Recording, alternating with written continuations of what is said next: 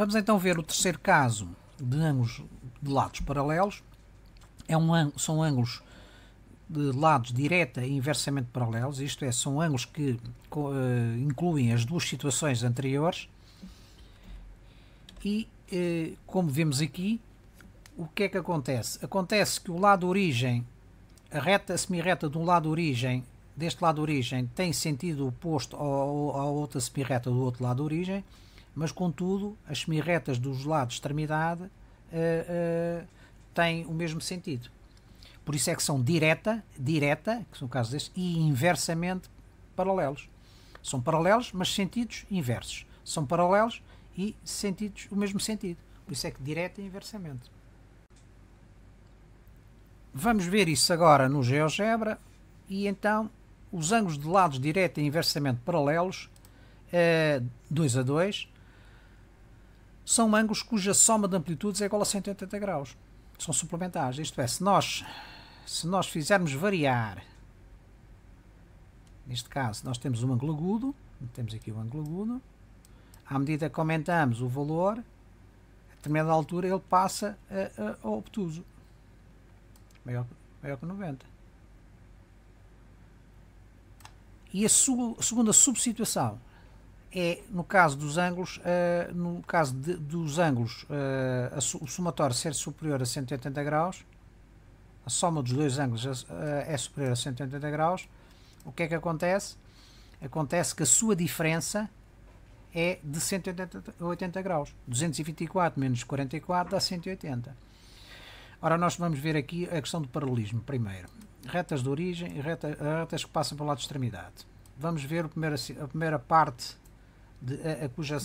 quando os ângulos são suplementares. O ângulo alfa é suplementar do ângulo beta, isto é, a sua soma é igual a 180 graus. São ângulos de lados direta e inversamente paralelos. Porquê? Porque o lado origem, as semirretas dos respectivos lados de origem têm sentidos opostos, são inversas. E as semirretas dos lados de extremidades têm o mesmo sentido. Daí que seja uma mistura entre direta e inversamente paralelos. Quando o ângulo aumenta, quando o somatório dos ângulos, um dos ângulos passa de 180 graus, no caso do ângulo alfa, o que é que acontece? Acontece que eles deixam de ser suplementares, mas a sua diferença é de 180 graus. Continuam a ser ângulos de lados direta e inversamente paralelos 2 a 2, mas que não são suplementares. São ângulos de espécies diferentes e cuja amplitude é superior a 180 graus. O que é que verificamos? Verificamos a mesma coisa.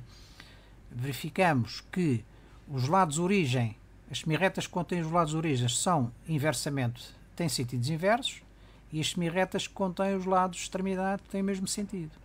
Continuam a ser ângulos de lados direta e inversamente paralelos 2 a 2. O que é que acontece?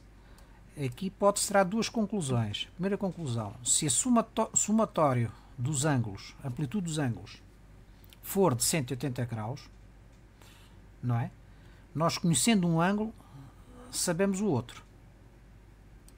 Se a amplitude, a soma das amplitudes dos dois ângulos, direta e inversamente paralelos, forem superiores a 180 graus, nós sabemos que a diferença das suas amplitudes é de 180. Isto é, se conhecermos este, sabemos que podemos calcular aquele, que é 180 mais aquele valor.